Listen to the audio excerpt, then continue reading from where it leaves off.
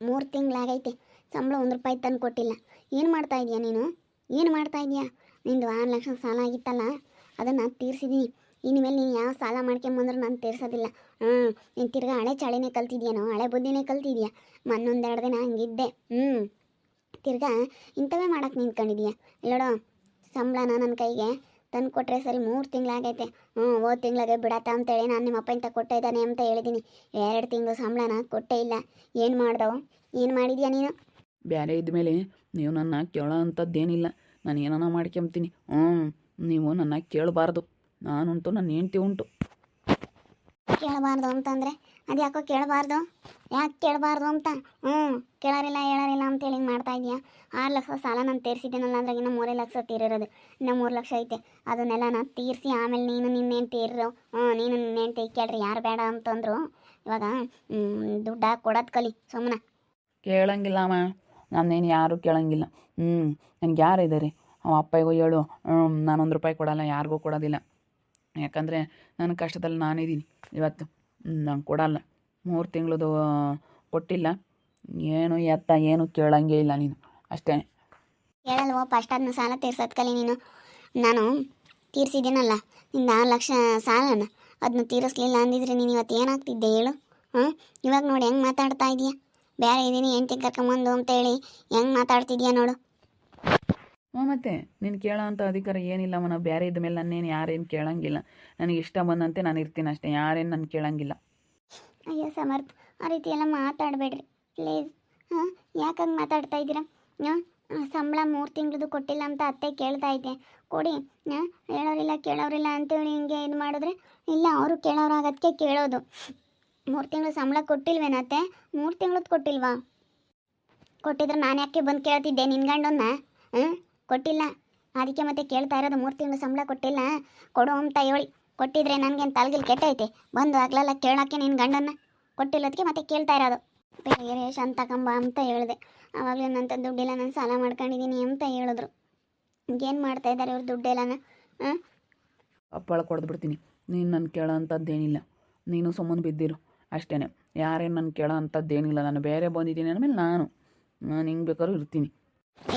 ನೀನು ಇಂಥ ಮಾಡಬಾರ್ದು ಕಣೋ. ಸಾಲ ತೀರಿಸ್ಕೊಂಬತ್ತಕ ಮಾತ್ರ ಅಮ್ಮ ಅಮ್ಮ ಅಂತ ಹೇಳಿ ಇದ್ದವನು ಇವಾಗ ನೋಡಿ ಹೆಂಗೆ ಮಾತಾಡ್ತೀಯ? ಇವಾಗ ನೋಡಿ ಹೆಂಗೆ ಯಾವ ಥರ ಮಾತಾಡ್ತಾ ಇದೆಯಾ, ಹೆಂಗೆ ಉಲ್ಟ ಹೊಡಿತಾ ಇದೆಯಾ? ಅಲ್ಲೇ ನೀನು ಹಿಂಗೆ ಮಾಡಿದ್ರೆ, ಮೋಸ ಮಾಡಿದರೆ ಉದ್ಧಾರ ಆಗಲ್ಲ ಕಣೋ. ಉದ್ಧಾರ ಆಗಲ್ಲ. ಇಂಥ ಮಾಡ್ತಾರೆ ಬೇವಸಿ ನನ್ನ ಮಗನೇ.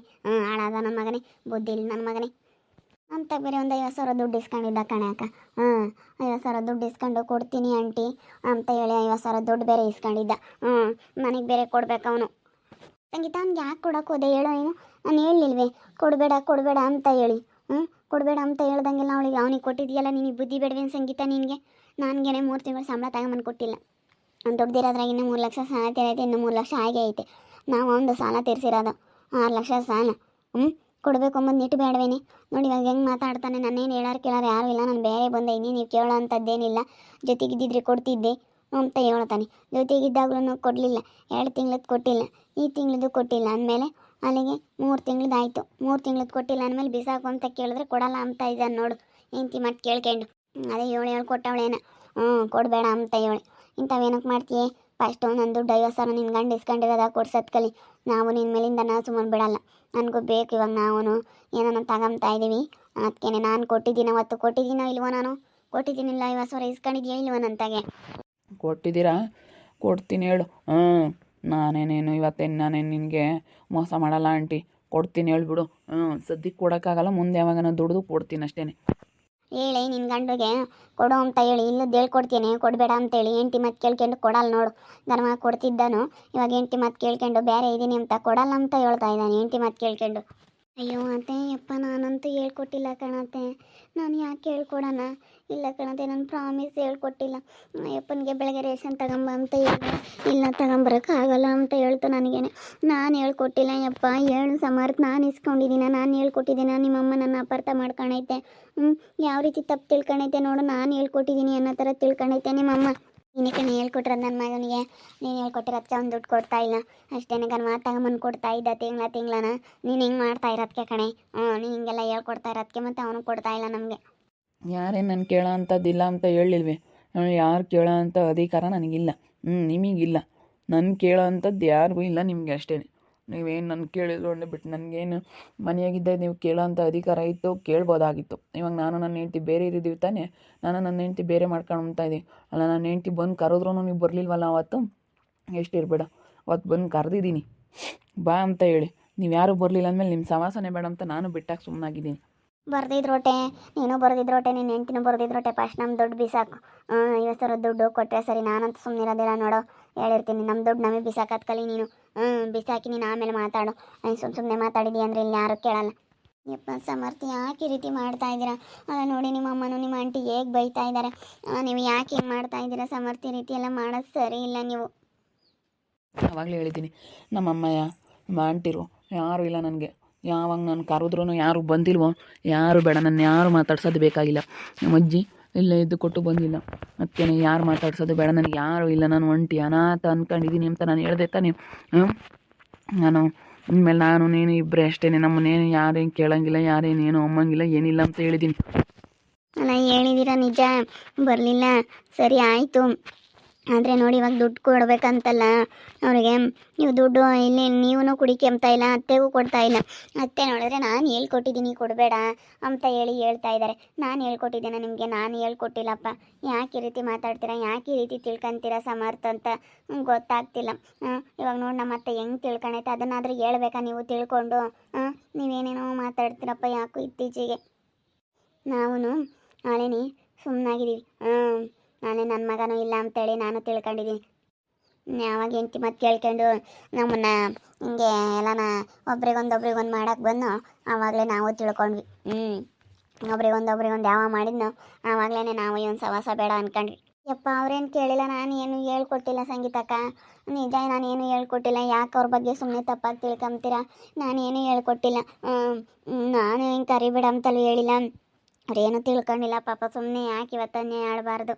ಮುಂಚೆ ಸಾಕು, ಎಲ್ಲ ನಿನ್ನ ಮಗುಗೆಲ್ಲ ಹೇಳ್ಕೊಟ್ಟು ದುಡ್ಡೆಲ್ಲ ಅಂತ ಕಿತ್ಕೊಂಡು ನಿಂತಾ ಇದೆಯಾ ಅಂಬೋದು ಚೆನ್ನಾಗಿ ಗೊತ್ತು. ಕಿತ್ಕೊಂಡು ಇಕ್ಕೆಂಬ್ತಾ ಇದೆ, ಕಿತ್ಕೊಂಡು ಇಕ್ಕೆ.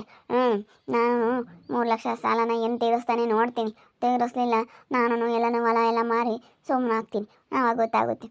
ಇರೋದೊಂದಿಟ್ಟು ಹೊಲ ಎಲ್ಲ ಮನೆ ಮಾರ್ಕೊಂಡು ತಿಂದರೆ ಗೊತ್ತಾಗುತ್ತೆ. ಬರಲಿಲ್ಲ ಅಂದರೆ ಬೇಡ. ನಾವು ಒಬ್ಬನೇ ಮಗ ಅಂತ ಯೋಟ ಆಸೆ ಇಕ್ಕೊಂಡಿದ್ವಿ. ಹೆಂಡ್ತಿ ಮತ್ತೆ ಕೇಳ್ಕೊಂಡು ಹಿಂಗೆ ಆಡ್ತಾನೆ. ಆಡು ಬಾ.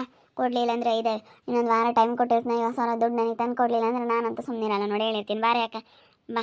ಇಸ್ಕ ಬಿಡಬೇಡ. ಅವ್ನಿಗೆ ಯಾಕೆ ಬಿಡಬೇಕು? ಅವ್ನಿಗೆ ಯಾಕೆ ಬಿಟ್ಟು ಸುಮ್ಮನೆ ಆಗ್ಬೇಕು ಹೇಳು? ಇಸ್ಕ ಹೋಗು.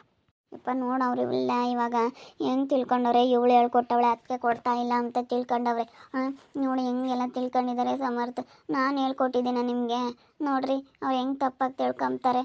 ಅಯ್ಯೋ ದೇವ್ರೆ, ಏನು ಮಾಡಬೇಕು ಅಂತ ಗೊತ್ತಾಗ್ತಾ ಇಲ್ವಲ್ಲ ಇವಾಗ. ಏನು ಮಾಡೋದು?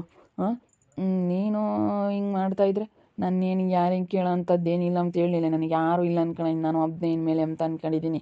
ನಾನೇನು ಯಾರು ಕೇಳೋ ಅಂಥದ್ದೇನಿಲ್ಲ, ಯಾರು ಮಾತಾಡ್ಸಲ್ಲ. ನನ್ನ ಅಪ್ಪ ಅಮ್ಮ ಯಾರು ಇಲ್ಲ ಅಂದ್ಕೊಂಡಿದ್ದೀನಿ ಅಷ್ಟೇ. ನಾನು ಇನ್ನೇನು ತಲೆ ಕೆಡ್ಸ್ಕೊಂಬಕ್ಕೆ ಹೋಗಲ್ಲ. ನಾನು ಆರಾಮಾಗಿರ್ತೀನಿ. ಹಾಗೆಲ್ಲ ಮಾತಾಡಬಾರ್ದು ಸಮರ್ಥ. ನಾವು ಒಗ್ಗಟ್ಟಾಗಿರ್ತೀವಿ ಎಂಬ ಥರ ಇರಬೇಕಲ್ಲ. ಬೇರೆ ಇದ್ದೀವಿ. ನೀವು ಅಮ್ಮವ್ರನ್ನೆಲ್ಲ ಮಾತಾಡಿಸ್ಕೊಂಡು ಚೆನ್ನಾಗಿರಿ. ನಾನೇನು ಬೇಡ ಅನ್ನಲ್ಲ ಅಂತ ಹೇಳಲಿಲ್ವ ಆವಾಗಲೇ? ಯಾಕೆ ಈ ರೀತಿ ಒಂಟಿ ಆಗ್ಬೇಕು ನೀವು ಅಂತ ಹೇಳಿದ್ದೀನಿ. ಅಯ್ಯೋ, ಅವ್ರ ಅಮ್ಮನಿಗೂ ದುಡ್ಡು ಕೊಟ್ಟಿಲ್ಲ, ಯಾರಿಗೂ ಕೊಟ್ಟಿಲ್ಲ, ಸಾಲ ಮಾಡ್ಕೊಂಡಿದ್ದೀವಿ ಅಂತ ಹೇಳ್ತಾರೆ. ಸಂಗೀತ ಅಕ್ಕನ ಹತ್ರ ಬೇರೆ ಹೆಸರು ಇಸ್ಕೊಂಡವ್ರೆ. ಯಾಕೆ ಸಮರ್ಥ ಹಿಂಗೆ ಆಗಿದ್ದಾರೆ ಅಂತ. ಅದೇ ಮತ್ತು ನಾನು ನೀನು ಇಬ್ಬರೇನೆ, ಗಂಡ ಹೆಂಡತಿ ಇಬ್ಬರೇ ಬೇರೆ ಇರೋದವ್ರು. ಬರಲಿಲ್ಲ ಅಂದರೆ ಅವ್ರು ಬೇಡ ಅಂತ ಹೇಳಿ ಮಾತಾಡಿದ್ರಲ್ಲ, ಅದಕ್ಕೇನೆ ನಯ ಭಯ ಇಲ್ದಂಗೆ ಆಗೈತಿ.